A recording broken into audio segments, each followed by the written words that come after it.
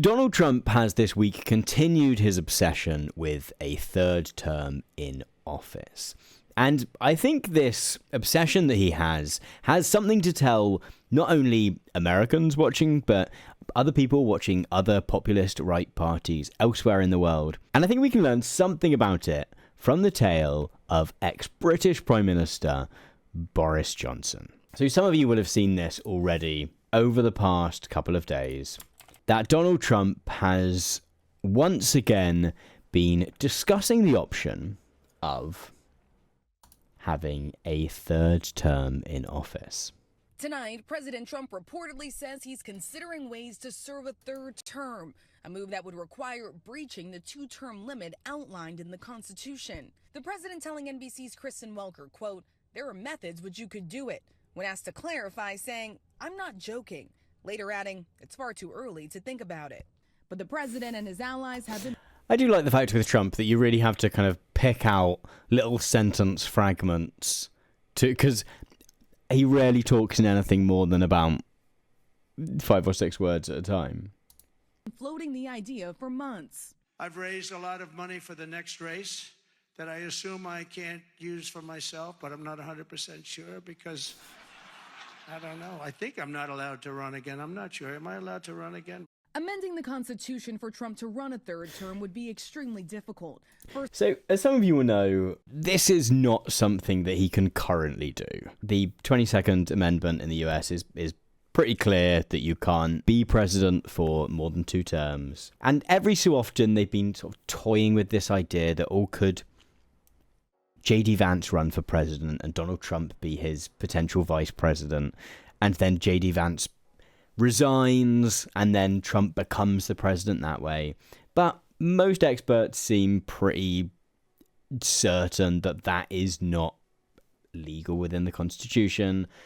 Changing the Constitution requires 2/3 of the Senate, which he doesn't have. So changing the Constitution is also not really an option. I'm fairly sure that any version of this that has been explored doesn't seem to work. Of course, we also know that Donald Trump often is someone who is willing to do things that previously were considered to be unconscionable or illegal. Elon Musk's Doge continues to be a bit legally dubious. He's often found himself facing off against the courts. What's also interesting is that in any other scenario, one would think that Donald Trump running again for the Republican Party would not be a particularly positive thing. Right? Donald Trump is 78 years old. By the end of his term in office, he will be 79, 80, 82, which is really getting on a bit, right? Even if he did do another term in office, he would be 86 by the end of it. Which, there's some very sprightly 86-year-olds around. I don't think he's likely to be one of them. And so I think we can view his continued interest in running for a third term and his allies' desperation for him to run for a third term in some way. We could view this in a very simple way as a kind of outcome of him wanting to have power for longer, right? And I'm sure that is part of it. I'm sure there are other members of his party who are just true believers in Trump, who want Trump to be the, king president for as long as possible. And yet, I think there's also sign of one of Trump and Trumpism's weaknesses in here too. And that is that Trump may be very old.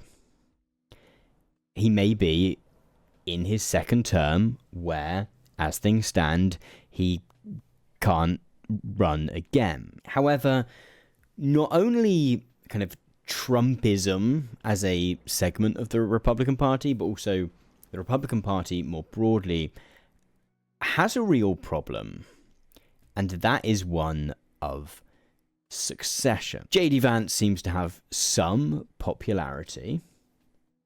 There are various other figures that have some popularity among certain aspects of the American public.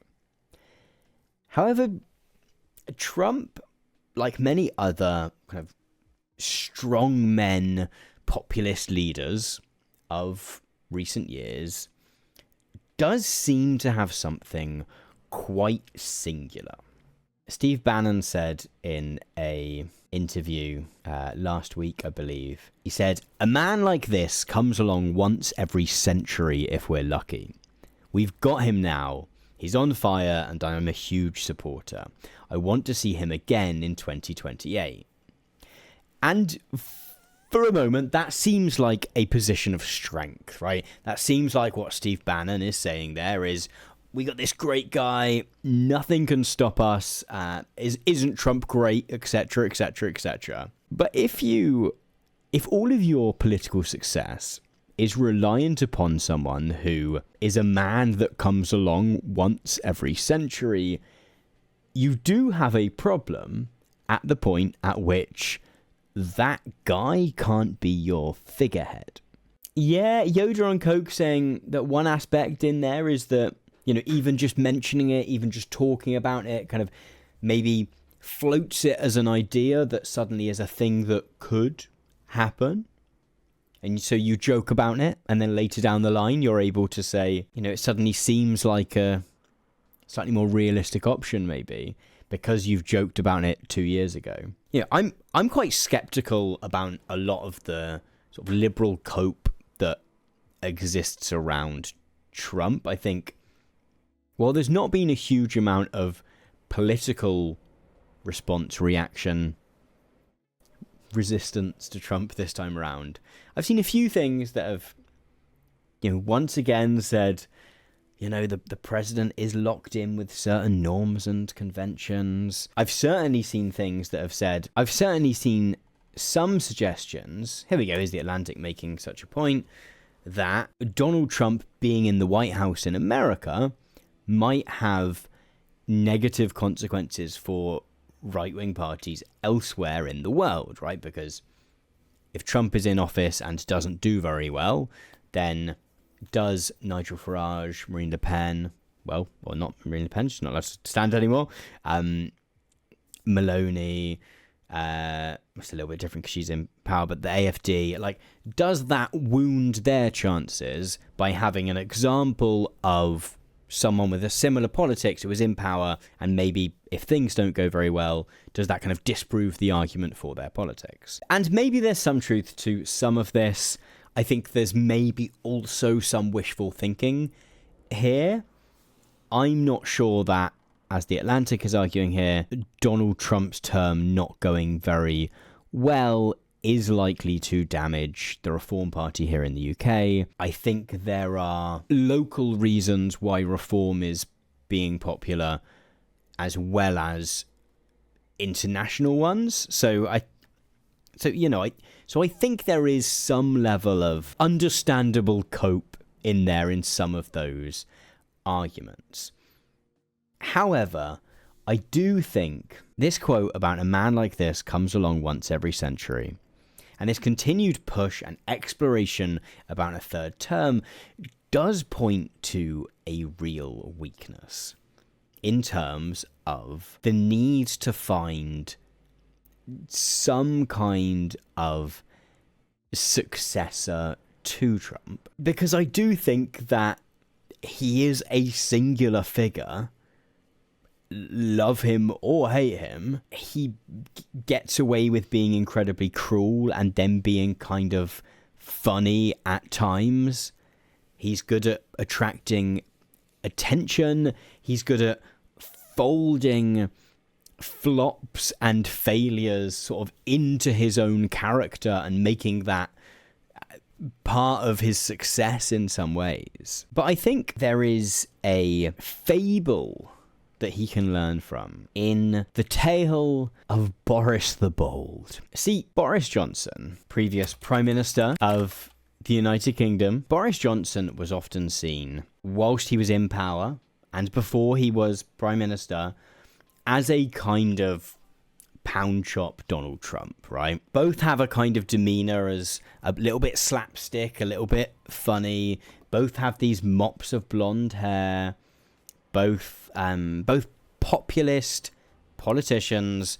Boris Johnson, you know, reasonably far-right politician. I think it'd be fair to say not quite a Donald Trump, but throughout his term in office, very anti-immigration, very much led on Brexit, which was, if Trumpism is America first, Brexit was all about British exceptionalism. He broke the Constitution at one point in effectively closing down Parliament to try and let Brexit happen when he didn't, when Parliament otherwise might have voted against him. And for a time, Boris Johnson kind of became the Conservative Party in a not dissimilar way to Donald Trump has become the Republican Party.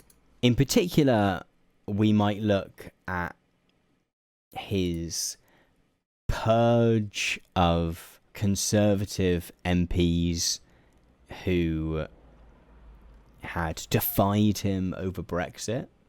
You know, there were moments where he actively threw people out because he'd brought the party further to the right, and they were slightly more centre-right members of the Conservative Party. Yeah, for a long time, they were viewed as very much birds of a feather, right? And Boris Johnson made the Conservative Party his own, and for doing so, became very popular, right? In 2021, Boris Johnson supposedly had pretensions that he might serve a decade in power. In fact, longer than that, because this was already a few years into his tenure as Prime Minister.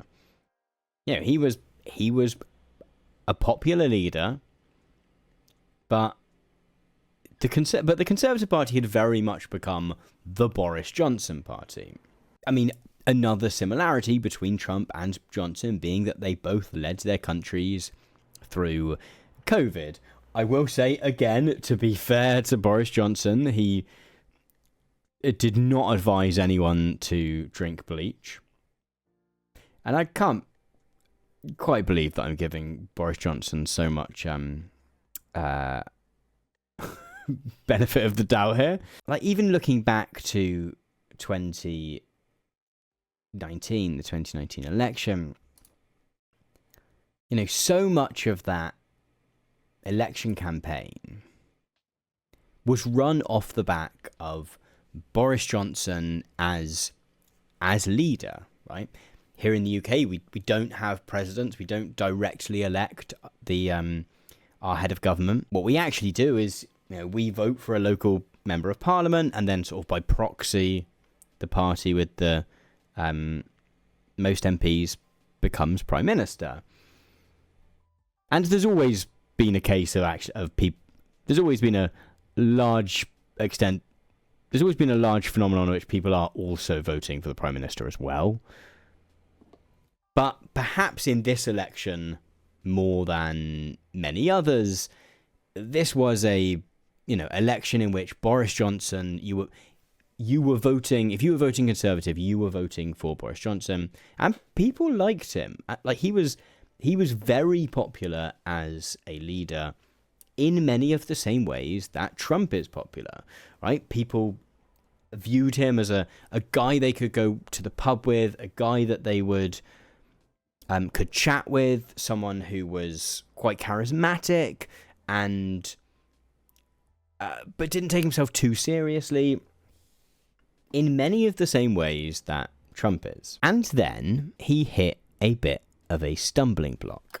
Partygate, as it became known, was this controversy in the UK where Boris Johnson, after deciding that the rules for lockdown in the UK should be that people couldn't mix with people from other households, had effectively thrown a work party in 10 Downing Street. And there was this sense that, you know, he'd set rules for everyone else that you had to abide by, and then he and the people who he had made those rules with had decided to break them themselves, right? There was this real sense of kind of hypocrisy and sort of hypocrisy and kind of betrayal, I guess. And Partygate was something that went back and forth for a little while. At one point, it looked like he was gonna have to resign, and then for a while, it seemed like he wasn't gonna have to resign for a bit, and then eventually it came back with a vengeance, leading to Johnson eventually having to resign, and he even quit as an MP shortly after.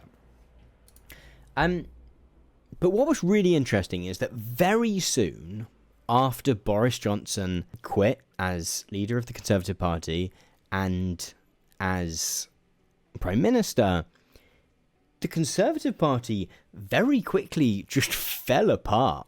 I mean, some of you will remember Liz Truss famously faced off against a lettuce to see who was going to last the longest. 14 days? How long did you do? 49. Sorry, I undersold her then. So 49 days as Prime Minister before resigning. And she was then followed by Rishi Sunak, who for his entire time as Prime Minister effectively felt like a substitute teacher, in that he was Prime Minister, but it was easy to forget he was Prime Minister. It was easy to sort of either assume it was still Boris, or just like, who is the Prime Minister again? Or you'd see him on TV and they'd say, oh, Rishi Sunak, the Prime Minister. And you kind of had this sense of like, yeah, technically. But I feel like not actually for some reason. And he effectively just sat out the Conservative Party's time in office until they had to throw an election. And Keir Starmer was able to sweep into power, mostly off the back of people's dislike and distrust in the Conservative Party, rather than their love of Keir Starmer himself. Starmer now is not a particularly popular Prime Minister. And so the speed of the downfall from Boris Johnson thinking he was going to have another 10 years of power to the Conservative Party. I mean, the Conservative Party is now effectively a spent force in British politics. Can I find a recent poll? It's telling that the Telegraph here, which is very much the newspaper of the kind of middle class, reasonably far right at this point, British public, you know, the polling that they are looking at is Keir Starmer versus Nigel Farage.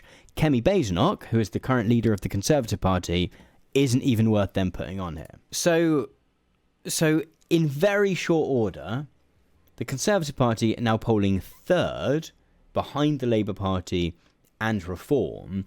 And so much of that is like legacy vote. You know, the Conservative Party is the most successful political party in the history of the world, or so the saying goes. So there is some kind of legacy vote of people who just will vote Conservative to their grave because that's what they've always done.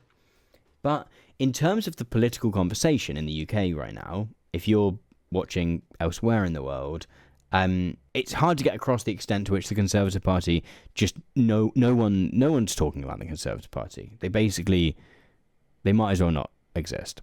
And I think to a massive extent, that is because the party became the party of Boris. It became the Boris Johnson party. Whether it was because of, you know, him purging people who didn't agree with him on Brexit, whether it was that candidates who did stand at the 2019 election just happened to, and won more seats, happened to be more pro-Boris.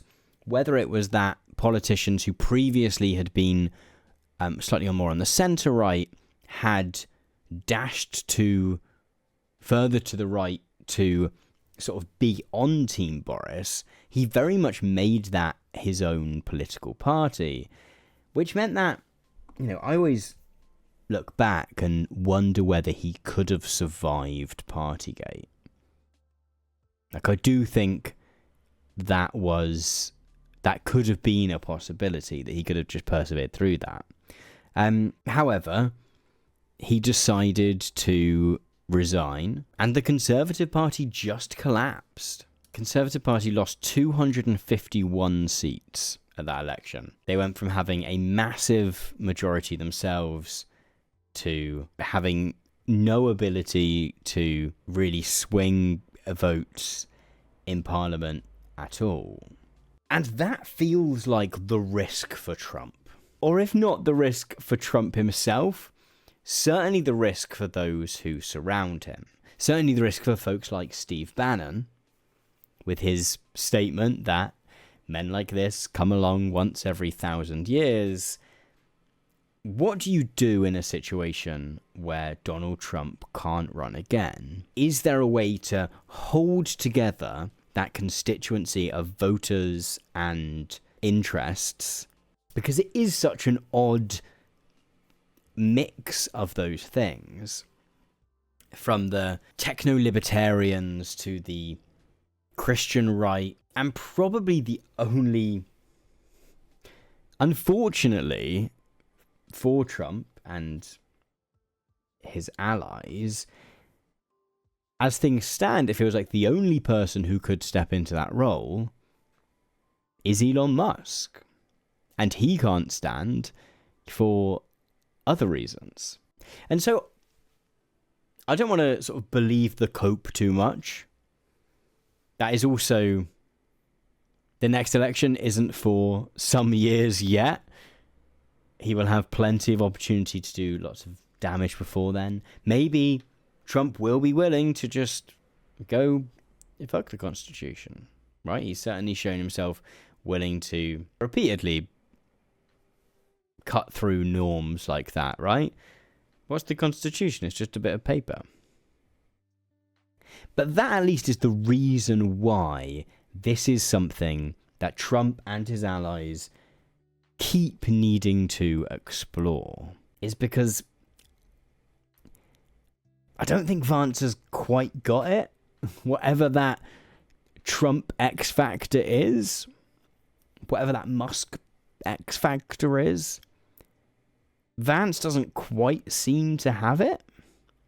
And there is the risk that the moment that Donald Trump does step off the political stage, that MAGA and the Republican Party simply falls apart. Because in very much the same way as the Conservative Party became the party of Boris Johnson, the Republican Party has become the party of Donald Trump. Without Boris Johnson, the Conservative Party fell apart. Without Trump, there's the risk the same happens in the US as well.